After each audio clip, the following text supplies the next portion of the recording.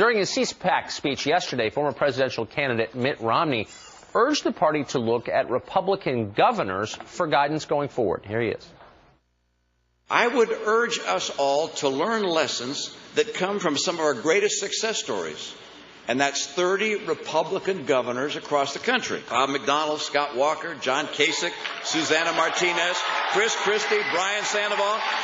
These are the people we got to listen to and make sure their message is heard loud and clear across the country. Joining us now is one of those Republican success stories Romney referred to. He is, of course, Wisconsin Governor Scott Walker. Governor Walker, thanks a lot for joining us. Great to be with you. Do you agree with Governor Romney that the future is in Republican governors in the states?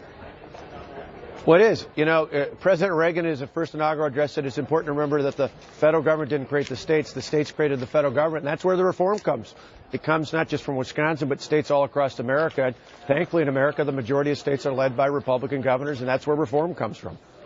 Now, I'm wondering, you had a very well-publicized and kind of amazing and in the end successful battle against organized labor in your state.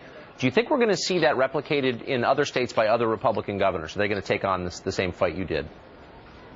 Well, I think you'll see bits and pieces of it. Certainly at the same time 2 years ago, not just John Kasich, but Chris Christie, people forget about it, took on pension reform in New Jersey, even got the Democrat legislature to go along with him there. But in other states, you see Bill Haslam taking on education reform in C. You see Tom Corbett taking on reform in Pennsylvania. You see Susana Martinez and Brian Sandoval and other governors out there. Heck, Butch Otter's been doing education reform in Idaho. You see bits and pieces of this unique to each state, but it's the state leaders. It's the governors are the ones willing to take that risk. We're the ones that are being optimistic. We're the ones that are being relevant. And most importantly, we're the ones being courageous. And that's how we turn America around. Now, you're hearing an awful lot at CPAC and from Republicans in general about the debt, the federal debt, the trillions that we owe, much of it to China. And there's real fear on the right about this debt. Not so on the left. Listen to Congressman John Conyers of Detroit, who says it's not endangering us at all. Here it is.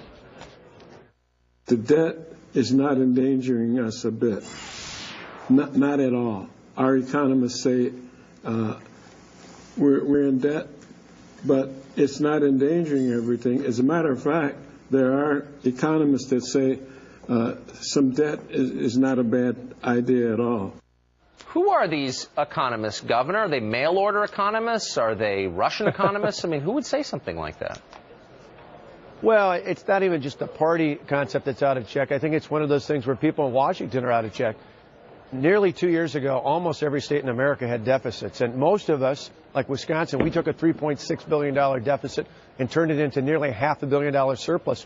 Why? Not just because we needed to balance our budget, but because in the end, it helped improve our economy. We went from losing 133,000 jobs in my predecessor to gaining jobs. States that have gotten their fiscal tract back on order are states that have seen their economic crisis turn around as well. So very quickly, Governor, 49 states require balanced budgets. Vermont does it anyway.